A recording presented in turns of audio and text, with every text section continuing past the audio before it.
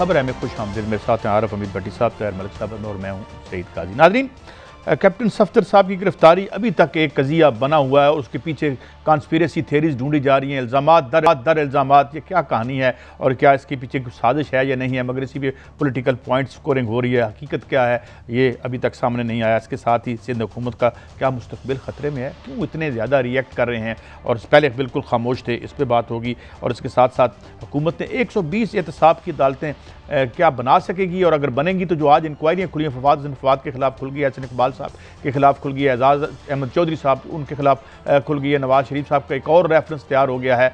और ये क्या कहानी है, क्या इस बार ये दोस्ताना मैच होगा या रियल एहतसाब होगा, ये हम भट्टी साहब से पूछेंगे। और अमेरिका में सिविल वार का खतरा है क्या इस इलेक्शन के बाद? अरे क्या क्या हो गया, और दुनिया में क्या कैसी कैसी रियासतें मलिक साहब क्या बन गई। मगर इससे पहले कि हम अपनी खबरों की तरफ आएँ, एक बड़ी पॉलिटिशियन हमारे साथ हैं जनाब हामिद नासिर चट्टा साहब। वेलकम टू द शो चट्टा साहब। जी अस्सलाम वालेकुम।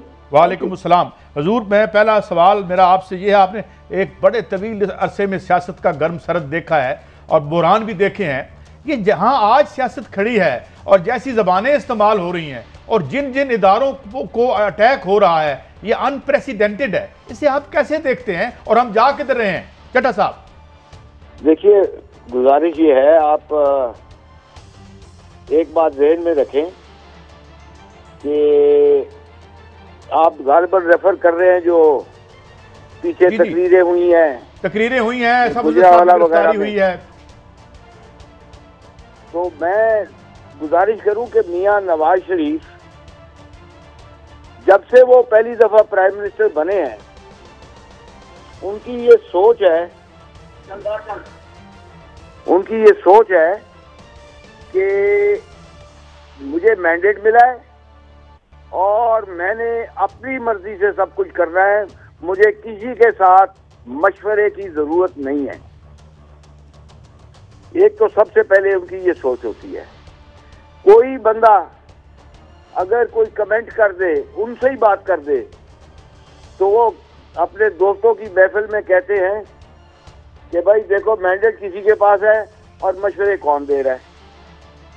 तो जब ये एक सोच ही इस किस्म की हो, स्टाइल ऑफ गवर्नेंस ही ये हो, तो वो इसका और क्या कर सकते हैं? वो यही होगा जो उन्होंने किया है, और मेरा ख्याल है उन्होंने जानबूझ के किया है।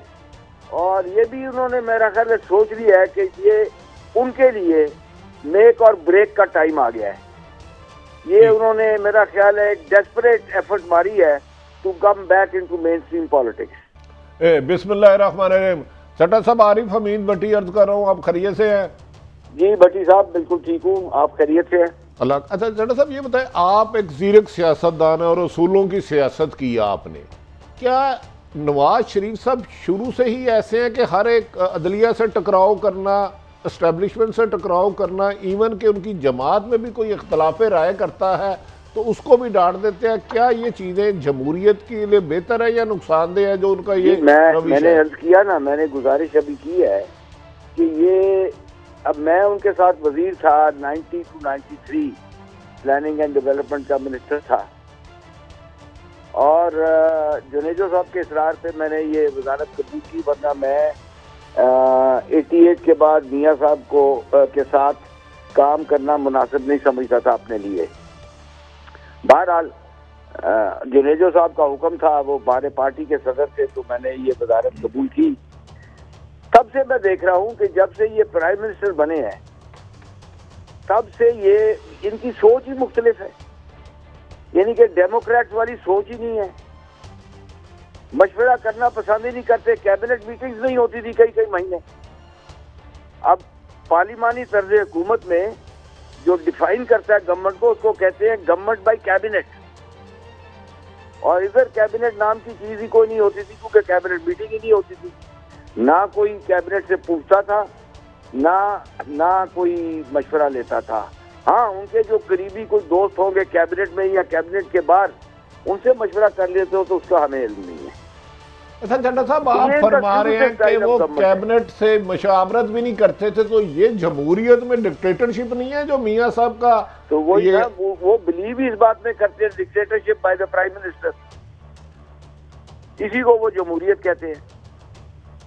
तो अब ये जो अदारों से वो टकराव की पॉलिसी रख रहे हैं, एस्टैब्लिशमेंट को जेर करना चाह रहे हैं, अदलिया को जेर करना चाह रहे हैं, आप बीइंग ए पॉलिटिशियन इसका रिजल्ट क्या देख रहे हैं? किस तरफ हम लेके जा रहे हैं अपने मुल्क को? तेरा आवाज कब आ रही थी? मैं गुजारिश कर रहा हूं, जो मियां साहब का इस वक्त बयानिया है जिसमें वो अदारों को सख्त टारगेट कर रहे हैं, एस्टैब्लिशमेंट को, अदलिया को, आप इसका अंजाम क्या देख रहे हैं? किस तरफ लेके जा रहे हैं मियां साहब सियासत को?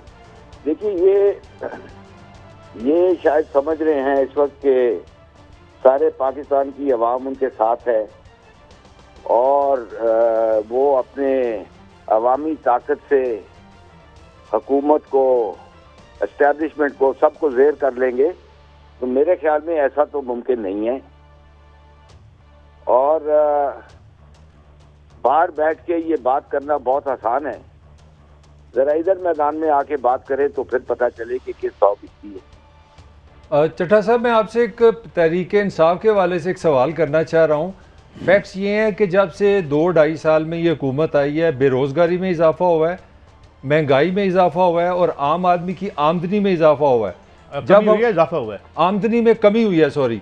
मगर जब बात की जाती है इस जमात से तो हमारे वज़ीर आज़म साहब कहते हैं मेरे पास जो मैंडेट है वो एहतसाब का है। मेरा आपसे सवाल ये है कि इस अदलिया के निज़ाम में, मैं जजेस की बात नहीं कर रहा, इस अदलिया के निज़ाम में आपने पाकिस्तान को बड़ा अंदर से देखा है और जो तफ्तीश हमारे सरकारी इदारे करते हैं, ये सामने रखते कोई हुकूमत, कोई पाकिस्तान का निज़ाम एहतसाब साफ़ सुथरा कर सकती है कि नहीं कर सकती? मैं एक तो बात चलते ही मैं क्लियर कर दूं कि मैंने बाज़ाब्ता तौर पे पीटीआई ज्वाइन नहीं की हुई। मेरा बच्चा ज़रूर पीटीआई में है और वो पीटीआई के प्लेटफॉर्म से इलेक्शन लड़ता है, लेकिन मैं चूँकि रिटायर्ड हूँ तो मैंने किसी पार्टी को ज्वाइन नहीं किया हुआ। और वैसे भी मैं सारी उम्र मुस्लिम लीग में रहा हूँ, नून में नहीं कभी रहा, लेकिन मुस्लिम लीग में रहा हूँ।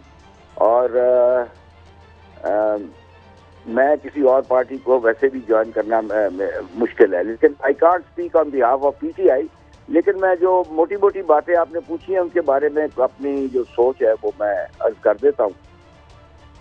गुजारिश ये है कि जब ये शुरू हुआ था सिलसिला ये 18 वाले इलेक्शन का, तो मैं कैंपेन करता था अपने बच्चे के लिए, अपनी थोड़ा बहुत ज़्यादा तो नहीं, थोड़ा बहुत कैंपेन करता था और मैं वाजे कर देता था आवाम को कि जनाब, अगर आपने जिस रास्ते पे इमरान खान चल के मुल्क की मईशत को और एहतसाब वगैरह सब कुछ को आगे लेके चलना चाहते हैं, उस रास्ते में शायद आपको कुछ देर के लिए पेट पे पत्थर बांधने पड़े। और इसके अलावा कोई इस जो माशी हालत है मुल्क की, उसको बेहतर करना शायद इसके अलावा मुमकिन भी ना हो। अब ये सूरत हाल ये हुई है कि जब 2 साल के बाद कुछ उम्मीद थी कि थोड़ी बहुत बेहतर शुरू होनी होगी इकॉनमी, तो ये कोविड वाला मसला आ गया और इससे ये प्रोसेस जो है रिकवरी का वो बहुत स्लो हो गया, बल्कि रिवर्स हो गया थोड़ा बहुत। तो मैं नहीं समझता, ये बात आपकी दुरुस्त है कि महंगाई भी हुई है, रोजगार में भी कमी हुई है, आमदनी में भी कमी हुई है, लेकिन इंशाल्लाह अगर उसी प्रोग्राम के तहत चले जिस प्रोग्राम के तहत इनका प्रोग्राम था शुरू में चलने का, तो मुझे उम्मीद है कि इनके टेन्योर खत्म होने से पहले हालात बेहतर हो जाएंगे। अच्छा चट्टा साहब, ये उम्मीद कर सकते हैं, गारंटी तो कोई नहीं है।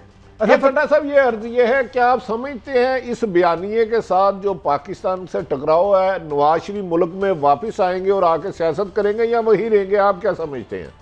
मेरा ख्याल है कि उन्होंने अपना आना मजीद मुश्किल कर दिया है इस आखिरी तकरीब से।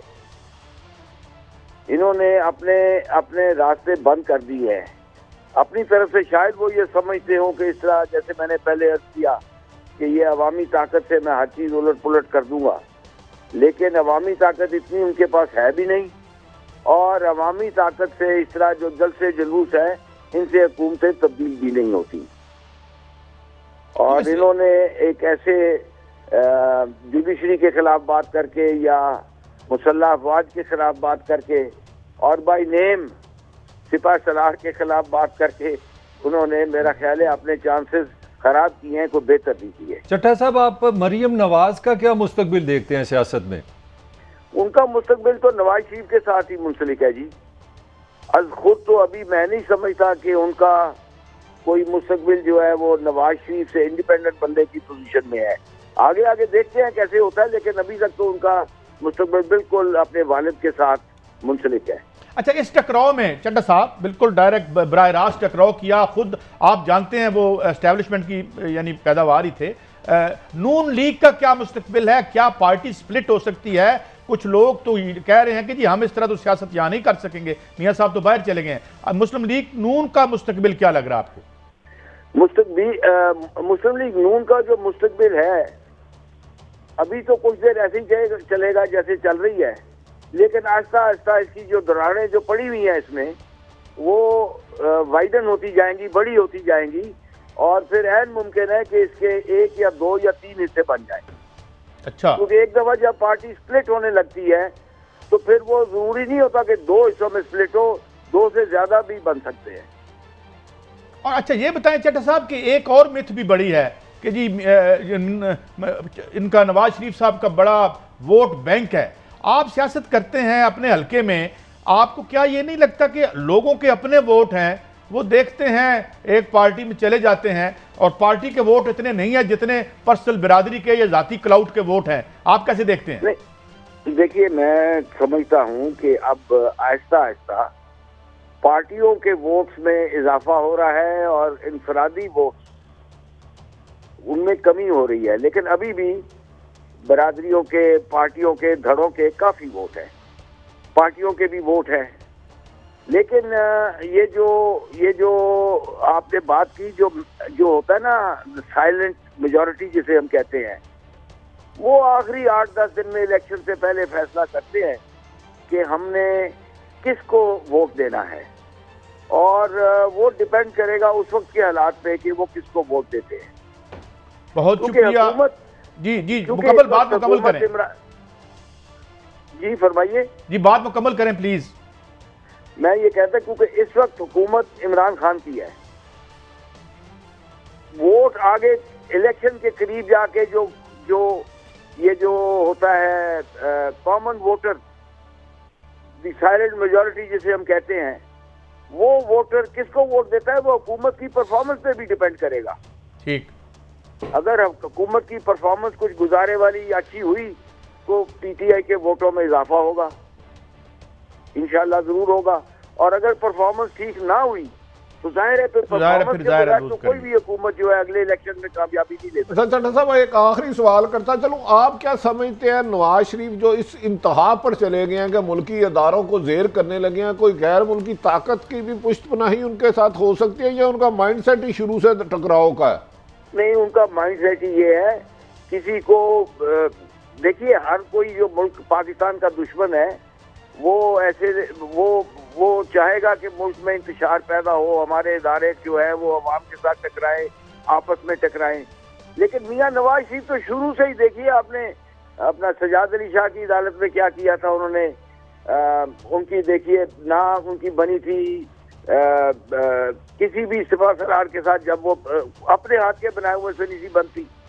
आसिफ नवाज को देख लीजिए, जहांगीर करामत को देख लीजिए, जनरल मुशर्रफ को देख लीजिए, जिसको मर्जी देख लीजिए, किसी के साथ उनकी अच्छे ताल्लुकात नहीं थे। और सिर्फ वजह यह है कि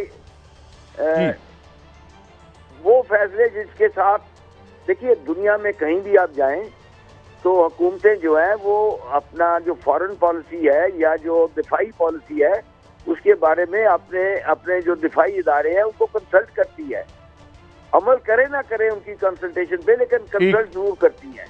जी चड्ढा साहब, ये तो सिर्फ बुलडोज करते हैं। Thank you very much Chadha साहब, आपने हमें एनलाइटन किया, बहुत शुक्रिया आपका। नाज़रीन आपने देखा कि एक वेटरन पॉलिटिशियन हमारे साथ थे, तो आज की दुनिया के हालात का उन्होंने एक तजिया आपके सामने पेश किया। भट्टी साहब, अब ये उन्होंने जो बात की है कि मियाँ साहब तो वन मैन शो करते हैं, मतलब अगर मैं उनका जिस निकालूँ, हेडलाइन निकालूँ उनकी गुफ्तगू में से कि भाई कोई कैबिनेट नहीं है, मैंडेट तो मेरे को आप जाएँ, क्या इसकी ये फाल की वजह बनी है उनकी? अच्छा, मैं गुजारिश करता हूँ, हामिद नासिर चट्टा साहब का पाकिस्तान के चंद बासूल पॉलिटिशियनों में नाम आता है। इनके बारे में मशहूर है कि जब ये जाते हैं ये कहते हैं गली मोहल्ला नाली बनाना मेरा काम नहीं, मैं कानून के लिए जा रहा हूँ। और किसी से गलत बयानी नहीं करते। आज मैं समझा हूँ कि जुनेजो की पीठ पे भी नवाज शरीफ ने छुरा मारा। वो एक अपनी ज़ात में मियाँ नवाज शरीफ, ज़ियाउल हक और मुशर्रफ से ज़्यादा अहमद नासिर के मुताबिक खुद डिक्टेटर हैं। वो तो मुशावरत पर यकीन ही नहीं रखते, वो तो कहते हैं किसी से मशवरा ही नहीं करते, वज़रा को टाइम ही नहीं देते। डिक्टेटर होने के लिए आपके जर्नैल होना जरूरी नहीं है। डिक्टेटर होना आपके जिस्म पे यूनिफॉर्म होना जरूरी नहीं है, आपके दिमाग के अंदर एक है। अच्छा भट्टी साहब, मैं बात को फैला के पूछता हूँ और आपसे भी पूछता हूँ कि मतलब कोई वॉइस ऑफ डिसेंट पीपल में भी कोई नहीं होती, लीडर मुस्तकिल, चूंकि मुस्तकिल ताहयात सदूर हैं पार्टियों के या चेयरमैन हैं, लिहाजा जो बोलेगा वो तो फारिग है। काजी साहब, ये पीपल्स, ये पार्टीज थोड़ी, ये तो जनरल स्टोर है ना। ये तो ऐसे है कि जिस तरह आप इन्वेस्टमेंट करें, तो मेरा नाम ताहिर मलिक है, मलिक जनरल स्टोर हो गया, इधर भट्टी जनरल स्टोर है, इधर काजी जनरल स्टोर है। बिल्कुल भी मैं आपको सच में आप दोनों से सवाल करता हूँ। आप ईमानदारी से, इमरान खान काबिल इज़्ज़त है, हमारे प्राइम मिनिस्टर हैं, उनको माइनस करें पीटीआई से। आप नवाज शरीफ, दुनिया की कोई सियासी जमात दिखा दें जिसका नाम ही नून और नून भी नवाज शरीफ। आगे आप देख लें, पीपल्स पार्टी में कभी आपने सोचा था कि मोहतरमा जिस दिन इस दुनिया से गई, उन्होंने वसीयत कितनी खूबसूरत लिखी आपके सामने। लेकिन एक मैं बात जिस पे कोई दिखा दे, एक बात कोई मुझे दिखा। आज बिलावल साहब ने क्या कहा कि मैं ज़ुल्फ़िकार अली भुट्टो का नवासा हूं और मैं मोहतरमा बेनज़ीर भुट्टो का बेटा हूं। यार मुझे बताएं, वो आसिफ अली जरदारी और हाकम अली जरदारी साहब कहाँ गए? ये वो भी तो एक हकीकत है, मगर ब्रेक पे जाना है, मैं ब्रेक पे जाना है, और ब्रेक से जब हम वापस आएंगे तो ये जो साजिशी थेरीज बुनी जा रही हैं इस सफ्तर एपिसोड के पीछे, इसमें क्या कहानी है, आके अपने पैनलिस्ट से पूछते हैं एक ब्रेक के बाद। Welcome back. ये हमें ज़रा शाहिद खाकान अब्बासी साहब जो सफ्तर साहब की गिरफ्तारी के हवाले से गुफ्तगू की, वो सुना दें, फिर हम अपने पैनलिस्ट की तरफ आते हैं। जी, सख्ती से काम नहीं चलेगा, आज जवाब देना पड़ेगा। आज वज़ीर-ए-आज़म ने जवाब देना है कि उसने क्यों रेंजर्स को इस्तेमाल किया, उसने क्यों इंटर सर्विस इंटेलिजेंस को इस्तेमाल किया, ये जवाब देना पड़ेगा। क्यों सिंध के आईजी को अगवा किया गया, ये गवर्नर सिंध की कुर्बानी से काम नहीं चलेगा। भट्टी साहब, आपसे ना आज तक कोई जवाब नहीं देता। 1 अरब रुपया जो है वो बच्चे के अकाउंट से निकल आया इधर से, तो ये हम जवाब मांगते हैं, दो जवाब। देखें, शाहिद खाकान अब्बासी साहब को चाहिए काश अपने लीडर नवाज शरीफ से पूछें कि पनामा का भी जवाब दे देते। आप अरबों रुपया बाहर लेके गए, आप मुल्क में बैठ के अपने 2 अदारों को ज़ेर कर रहे हैं, कभी जजों को बाहर फेंक रहे हैं, कभी फौज पर हमला कर रहे हैं। पीएम कैसे आ गए इसमें? ये तो वज़ीर आला सिंध बताएंगे कि रेंजर कैसे गई, रेंजर तो उनके हैंड ओवर है। अब मुझे लग रहा है कि नवाज शरीफ ने और उनके चंद साथियों ने, मैं पूरी नून लीग की नहीं कर रहा, उन्होंने अदारों के खिलाफ ऐलाने जंग कर दिया है। अब मुझे समझ में नहीं आती, सिंध में एक वाक़या हुआ है, बिलावल साहब ने खुद मोहतरम आर्मी चीफ साहब और DGIS से कर रहे हैं, रेंजर सिंध हुकूमत की डिस्पोजल पे है, तो इसमें इमरान खान कहाँ से आ गया? क्या इन्होंने, शाहिद खाकान अब्बासी ने कभी नवाज शरीफ से पूछा कि मॉडल टाउन में आपने 100 लोगों को गोलियां मार दी, वो किसी के बच्चे नहीं थे, वो किसी की औलाद नहीं थी? कभी इन्होंने पूछा? LMG के महंगे महंगे इन्होंने किए, अरबों खरबों रुपए खा गए। अब मुझे लग रहा है काजी साहब ये इस स्टेज पे आ गए हैं, हुकूमत और मुल्क जाता है इधर उधर, अगर नवाज शरीफ नहीं तो फिर पाकिस्तान भी नहीं। मगर मलिक साहब, मैं आप इन्हीं की बात आगे लेके आता हूँ। बिल्कुल जमहूरियत की लड़ाई होनी चाहिए, जमहूरियत जो है अगर हो, जमहूर की किस हो, जहाँ खुद आप 1 मैन शो करते हैं। अभी अहमद चड्डा साहब कह गए हैं, स्याह सफ़ेद के मालिक है, एक बंदा खिलाफ गल करे चल निकल। कोई पार्टियों में इलेक्शन नहीं है, कोई कहानी नहीं है, कोई भी पार्टी, ऑल ऑफ देम, मैं एक बात कर रहा हूँ, 1 मैन शो करके ये सिविल लिबर्टीज की लड़ाई लड़ रहे हैं। काजी साहब, अगर नवाज शरीफ गलत था तो इसका ये मतलब नहीं, मेरा भी सुन लेना, मेरा नुक्ता नजर सुन, पीपल्स पार्टी का भी क्या है, मेरी सुन लेना। नवाज शरीफ गलत था, मेरा ये इशू नहीं। मेरा इशू ये है कि अंधेरे को आप अंधेरे से ख़त्म नहीं करते, अंधेरे को आप रोशनी से ख़त्म करते हैं। इस वक्त आपकी वफाकी हुकूमत का काम है रोशनी दे। रोशनी क्या है? इतला, सच बताना। हम जो कुरान में भी पढ़ते हैं उसमें लिखा है कि जो अंधेरा है ना वो मनूस है, वो जवाल है, वो तबाही है, रोशनी पैदा करो। ये आपका कुरान कहता है। रोशनी से क्या मुराद है? सच बताओ। अगर मेरी फेडरल हुकूमत जिसके पास रेंजर है, जिसके पास ISI है, जो सारे पाकिस्तान का निज़ाम चला रही है, वो पोजीशन क्या ले रही है कि ये तो ड्रामा कर रहे हैं सिंध वाले। अच्छा, सिंध वालों के पास जाओ, वो कहते हैं हमारी हुकूमत ख़त्म हो रही है। नून लीग के पास जाओ, वो कहते हैं इदारे सारे गड़बड़ है। मौलाना कहते हैं मार्शल लगी है। मेरा फिक्रा ले लें, मुझे बताएं जमहूर किधर जाए, मुझे तो कोई बताया हो क्या। मैं इनकी सवाल आपकी, मुझे पागल किया। मैं आपसे पूछता हूँ कि यार सच बोलें, जरा इसकी रजिस्ट्री दिखा दें। अच्छा, मुझे ये बताएं कि ये आपने कोट कहां से खरीदा है? ये तो उधर भी अंधेरा है, इधर भी अंधेरा है। वफाकी हुकूमत के बारे में कह रहे हैं इमरान खान ने किया। ये खुद मोहतरम शाहिद हकान अब्बासी जब वज़ीर आज़म से कहते थे मेरा वज़ीर आज़म नवाज शरीफ है जो कानून मुजरम था, ये अपने वज़ीर आज़म से ये सवाल करें, इनका हक है पॉलिटिशियनों का, क्या ये अपनी क़यादत को ये नहीं कह सकते भाई हमें तो सड़कों पे भेज रहे हो लड़ाई लड़ने के लिए, मियाँ साहब आप तो वापस आओ पाकिस्तान में? क्या ये इनका कहना नहीं है? मुझे बताएं, क्या हर चीज़ लड़ाई से ही है? इन्होंने कहते हैं जी महंगाई यकीनन है, असर फैक्टर है, इमरान खान से असल समझ नहीं आ रही, उसके भी नाअहल लोग हैं, गलत बयानबाजी करते रहते हैं। इन्हें क्या ज़रूरत थी कि ये उस पर कैप्टन सफदर पे पर्चा देने की? मैं तो इस पर्चे के भी हक़ में नहीं हूँ। अगर उसने कायदे-ए-आज़म की उसके मज़ार शरीफ पे किया है तो उसकी एडमिनिस्ट्रेशन देती, PTI के लोगों को जाने की क्या ज़रूरत थी? लेकिन ये नून लीग वाले लोगों को जेब नहीं देता। हामिद नासिर चट्टा साहब कहते हैं कि मैं तो इमरान नवाज शरीफ के साथ बैठने के लिए तैयार नहीं था, जुनेजों के कहने पे मिनिस्ट्री पे आया हूँ। एक क्रेडिबल आदमी कह रहा है। हुक्म ये है कि ये नवाज शरीफ के सामने इस तरह हाथ बांध के खड़े होते, उनसे सवाल नहीं कर सकते। तो कादी साहब, मेरा ज़ाती ख्याल है आने वाले दिनों में जो मेरी इत्तला है, कोयटे में भारत इन्वेस्टमेंट कर रहा है कि खुदा ना खास्ता अल्लाह ना करे उस जलसे में जो PDM का हो रहा है, जो इनका हक है, दहशत गर्दी कराने का आज थर्ड लेटर भी निकला। ये क्यों लोगों के बच्चों को मरवाना चाह रहे हैं? खुदा के वास्ते थोड़ा सा इमरान खान की मुखालफत जितनी मर्जी करे, वो हक है, लेकिन लोगों की जानें दाव पे ना लगाएं, लोग भी किसी के बच्चे हैं। अच्छा, ये मौलाना फजल रहमान साहब ने भी कुछ इसी तरह की बात की है। मौलाना साहब, और कमेंट, मेरा कमेंट तो फिर वो ये देखे, मुझे ये नहीं समझ आ रही कि अपना हमारे जो वज़ीर आज़म है, बजाय वो जो मेरा पहला आर्गूमेंट है कि हमें बताएं सच क्या है, वो बता रहे हैं जी कि मैं प्रोडक्शन ऑर्डर नहीं दूंगा। वो पहला सवाल मेरा उनसे है, वो स्पीकर असम्बली का वज़ीर आज़म है। आगे चलते हैं, उन्होंने कहा जी नैब से मैं कहता हूँ ज़रा तेज़ हो जाओ। आज नैब ने कोई 10,000 केस बना दिए हैं। अच्छा, वो कहते हैं जी कि अदालतों से कहा उन्होंने कि केस, ये कब कहा नैब के तेज हो जाए, वो ये कब कहा? उन्होंने अपना हफ्ते को कहा, जब उन्होंने टाइगर से इख्तिताब किया, उन्होंने कहा नैब से मैं कह रहा हूँ कि आप केसेस तेज करें। तो आज देख लें नवाज शरीफ पे नया वो तो आज सुप्रीम कोर्ट ने कहा है ना कि आप सुने ना, पहले खबर सुन लें। सुप्रीम कोर्ट ने कहा है डेली बेसिस पे करके ये केस खत्म करें, रिहा करें। मेरा पॉइंट ले लेना भट्टी साहब, जरा मुझे अपना पॉइंट दे लेने।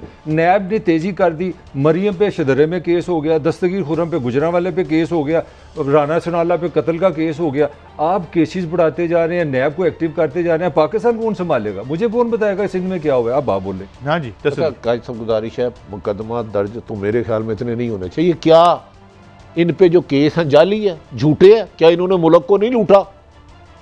ये जिन जिन को नोटिस हुए हैं कि इन्होंने मुल्क को नहीं लूटा, 3 करोड़ का प्रोजेक्ट 3 अरब में कर दिया ऐसे इकबाल साहब ने, नैब ने कहा, मैं नहीं कह रहा। मुझे मेरे पास एक ठेकेदार आया, उन्होंने कहा अगर सुबह पता लग गया जिंदगी अजाब कर दिया। उन्होंने कहा ये 7 करोड़ को 70 करोड़ में ले जाओ। यार खुदारा, इस मुल्क में अपना 1 रुपया नहीं हम जाने देते। खुद शहबाज साहब लंदन जाते हैं तो उसको 3 पैनी भी वापस ले रहे हैं टैक्सी वालों से। मुल्क का अरबों रुपया, क्या ये पर्चे झूठे हैं तो नहीं होने चाहिए? हाँ, इख्तिसाब सिलेक्टेड हो रहा है, ये मैं खुद कह रहा हूँ। ये इमरान खान साहब को मैं तर्ज नहीं कर रहा। शर्जील मेमन से क्या लिया आपने? डॉक्टर आसिम से क्या लिया? मुझे बता देना। हम तो यही कह रहे हैं, काश नवाज शरीफ को बाहर जाने ना दिया जाता, पैसे लेते। तो इसीलिए तो मूवमेंट चला रहे हैं कि कुछ ना लो हमसे। मुराद अली शाह साहब ने कहा जी ये तो सिंध हुकूमत ही पता नहीं जा रही थी और ये हो रहा था पहले दिन शॉर्ट है। अच्छा, मेरी बात सुने, पुलिस वालों ने जो किया अच्छा किया। अगर IG रिटायर हुए हैं, मुकोल मुराद है, सॉरी उन्हें किडनैप किया है, लेकिन ये पुलिस वाले कब थे? जब नसीरुल्लाह बाबर के लोगों ने जिन्होंने मुकाबले किए थे, चुन चुन के 100 के करीब थानेदारों को मारा, उस वक्त तो किसी ने रिजाइन नहीं दिया। यार इस मुल्क में आम शहरी का खून क्यों इतना सस्ता है? अपनी जाती लड़ाई में फिर होता है ना भट्टी साहब, हम कहीं फिक्र नहीं कर, आवाम फिक्र नहीं करते। सुनाए जरा क्या कह रहे हैं हामिद, सॉरी सिंध के चीफ मिनिस्टर साहब मुराद अली शाह साहब। बहुत कुछ हुआ था उन 2 दिनों में, कई चीज़ें जो मैं बता सकता हूँ, कई चीज़ें मैं नहीं बता सकता, इसलिए कि मैं इररिस्पॉन्सिबल इनकी तरह नहीं हूँ। बड़ी बातें हुई कि तुम्हारी हुकूमत ख़त्म हो जाएगी। हमने कहा हुकूमत हमारे मेहमानों की इज्जत हमारी इज्जत, और हमारी इज्जत से बढ़ के और चीज़ नहीं है।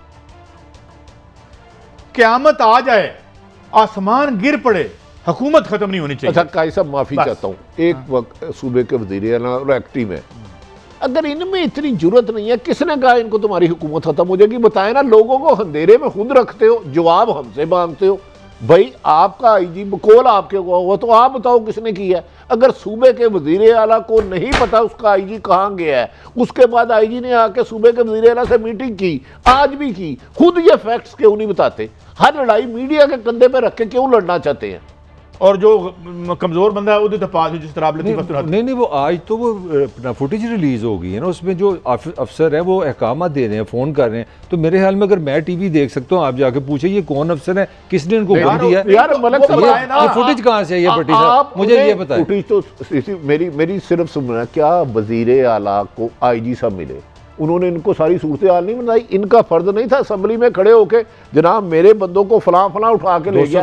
अगर आप वजीर आला कोई बरी उल्जिमा कह रहे हैं तो फिर अल्लाह ही आफत है इस मुल्क यार। इसलिए यहाँ बात खत्म नहीं होती, इससे पीछे जाएं। पहले सपोर्ट करते हैं, ठीक हुआ है, एक वजीर कहते हैं जी बड़ा नामुनासिब इन्होंने किया है, यहाँ पे नहीं करना चाहिए था, नहीं खुद पर्चा ठीक हुआ, खुद अदालत मुकदमा दर्ज ठीक हुआ और कायदे आज़म के मज़ार की बेहुरमती की गई, ये भी इन्होंने कहा। तो अगर बेहुरमती की गई तो पर्चा नहीं होना था और के हार डालने थे, फिर ये क्यों कह रहे हो कि पर्चा गलत हुआ? तो मौलाना क्यों इतनी सख्त बात कर रहे हैं? वो कह रहे हैं जिनके खिलाफ तफ्तीश है वही तफ्तीश कर रहे हैं, इसका क्या मतलब है? मौलाना तो इस ये वही है जिनको LFO दिया था इन्होंने, ये वही है जिन्होंने कहा था, ये वही है कि नैब मुझे ना बुलाया और नैब ने नहीं बुलाया, ये वही मौलाना है। ये आपका ये वही है जिन्होंने मुशर्रफ को यूनिफॉर्म में आइन में तरमीम करने का कहा था। लड़ाई कादी साहब वो जो गवर्नमेंट बनी थी वो खुद KPK में खुद बनाई थी। मैं बताता हूँ, मैं मेरी सिर्फ अर्ज करने दे, लड़ाई अब क्या है इनकी कि एस्टैब्लिशमेंट हम हारे थे, हमको जिता के हुकूमत क्यों नहीं दिलाई? लड़ाई टोटल ये है नून लीग की और मौलाना की कि हम हार चुके थे, हमें कामयाब करा के हमें हुकूमत दिलाते तो हुकूमत मुहिब वतन की थी, वरना 2014 में जो तकरीरें कर रहे थे निकाल के सुनाऊं। ये तो कह रहे थे मुंतहिब हुकूमत को 5 साल का मैंडेट चोरी करने वाले को गोली मार दो। ये जत्थे कौन होते हैं फैसले करने वाले? अब जत्थों की सूरत में खुद नहीं बाहर निकल रहे। बहरहाल मैंने ब्रेक पे जाना है। जो एक दो सिर्फ फिक्रे, एक तो ये अपनी पार्टियों में तो जमहूरियत ले आए, ये डिक्टेटरशिप तो ख़त्म करें, जो 4 दिन की खुशामद करे कि कोई सफ़ीर लग जाता है, वज़ीर लग जाता है। और दूसरी बात ये कि अगर हमें आप सिलेक्ट कर लें तो जमहूरियत का बोलबाला हो सकता है। यही कहानी लगती है, अगर नहीं है तो और क्या है, वापस आके इस पर बात करें ब्रेक के बाद।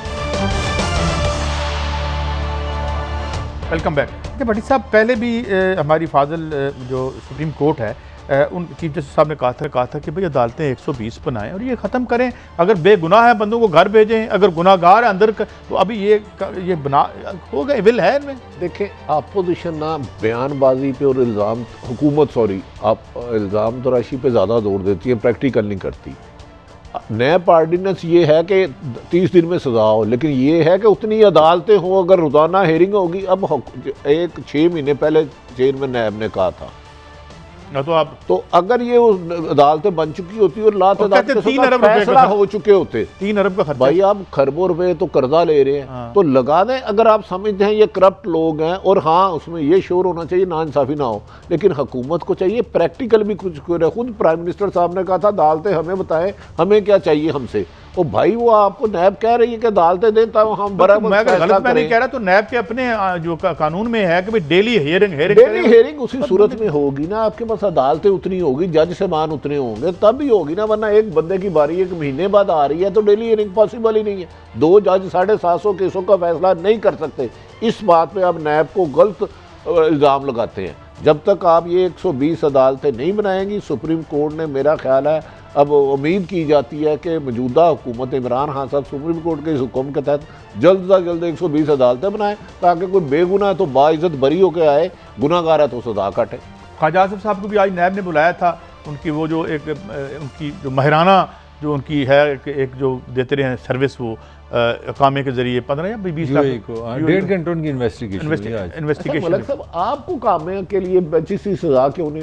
मैं वज़ीर ख़ारजा थोड़ी हूं भट्टी साहब, अब क्या मैं को वज़ीर दिफा? आप माशाल्लाह साहिब इल्म है, पढ़ाते हैं, अल्लाह ताला 30 साल का आपका तजर्बा है, ये कामा शमा आप नहीं। सवाल मेरा ख्याल है ऐसे नहीं, आपको क्यों आज तक कंसल्टेंसी नहीं मिली कोई 25-30 नहीं, वैसे तो ये शेम है। देखें, आप दुनिया की छठी बड़ी फ़ौज के वज़ीर हैं, वज़ीर दिफा हैं, ये बड़ी रिस्पेक्ट है। और ये अल्लाह ताला कितने लोगों को पाकिस्तान में 70 साल में, इसमें देखें जो सच है, ये आपने मतलब इस मुल्क ने आपको क्या नहीं दिया, आप उसके साथ ये कर रहे हैं। अच्छा, वो मैं आपका एक कमेंट करना चाह रहा हूँ। आपसे फिर मैंने बात पूछनी है, मेरे पास 1.5 मिनट है। मलिक साहब, आप अमेरिका में रहे हैं, अमेरिका में आप क्या देख रहे हैं? सिविल वॉर कह रहे हैं इलेक्शन के नतीजे में। सिविल मलिया लोधी साहब ने कल आर्टिकल लिखा और लोग वर्ल्ड प्रेस में लिख रहे हैं, क्या हो रहा है वहाँ पे? देखिए काजी साहब, हमने बचपन में सारी ज़िंदगी यही सुना था कि लाहौर को पेरिस बनाना है, पाकिस्तान को अमेरिका बनाना है। वो तो हुआ नहीं, मुझे लगा वो पाकिस्तान बन गए हैं। वो किस तरह बन गए हैं, आज के इल्ज़ाम सुन लें। अमेरिका की इंटेलिजेंस कह रही है कि रूस और ईरान जो ना शामिल है हमारे यहाँ धांधली कराने में। वहाँ पे इशू ये हो गया कि 50-55% वाइट पॉपुलेशन है। और जो सदर ट्रंप है ना, वो टिपिकली एक डेमोक्रेटिक माइंड की बजाय वो सेल्फिश माइंड में चला गया। वो कहता है कि मैं वाइट रेस का इशू बनाऊं और 55% का वोट साथ जो कहता है कि यार बंदूकें लेके बाहर आ जाओ, मैं हार गया, वही उसी तरह। और वहाँ कितना असला है पता है आपको? जब आप रेस की बुनियाद पर इलेक्शन करेंगे, देखा पाकिस्तान है, पाकिस्तान में मैं अच्छा लगता है मैं कहूँ मैं पंजाब से इलेक्शन जीतूंगा, बाकी 3 सूबे मेरे नहीं, या मैं कहूँ कि मैं सिर्फ एक फिक्के तक मैं दूँ। पाकिस्तान तो सबका पाकिस्तान है ना। तो मैं समझता हूँ अमेरिका का भी वही चैलेंज है जो आज पाकिस्तान का चैलेंज। और साथ आज फाइनेंशियल टाइम्स ये लिख रहा है कि ब्रेक्सिट के नतीजे में बरतानिया के टुकड़े हो सकते हैं। बुरे हाल है, वहाँ पे भी यही सूरत हाल है। अब अमेरिका की जो सिचुएशन है वो ये है कि कैलिफोर्निया जो है 5th लार्जेस्ट इकॉनमी है दुनिया की। वो कहते हैं हमने ये रफड़ों के लिए तुम्हारे साथ रहना है। जो अमीर है, मैं अमेरिका की बात कर रहा हूँ, इसी तरह स्कॉटलैंड है, इंग्लैंड है, सारे अपनी अपनी जगह, वेल्स है, वो सारे हो गए कि मेरे पास तो क्रिकेट है, मेरे पास। अब स्कॉटलैंड वाले कहते हैं अगर हम विस्की बेच दें ना दुनिया को तो हम आराम से जिंदगी गुजार सकते हैं, हम यूके के साथ क्यों रहें? तो पूरी दुनिया। अच्छा, मेरे पास आखिरी मिनट है, बड़ी साहब क्विकली मुझे बताएं, हम बरतानिया बनेंगे, हम अमेरिका बनेंगे, अब क्या बनेंगे? हम सिर्फ, उनका क्या बन गया? हम सिर्फ और सिर्फ मुसलमान और पाकिस्तानी मुहिब वतन बन जाए, हर मसले का हल है। हम अपने खानदानों को नवाजने की बजाय 22 करोड़ अवाम को अपना खानदान। मेरे ख्याल में ये खान साहब भी अगर हमारी बात पहुंचे, ये बरतानिया अमेरिका बनना आउट ऑफ द बॉक्स और सिस्टम बदलना पड़ेगा, लगता तो यही है। प्रोग्राम खत्म हुआ, अगले हफ्ते फिर मिलेंगे। अल्लाह हाफिज़।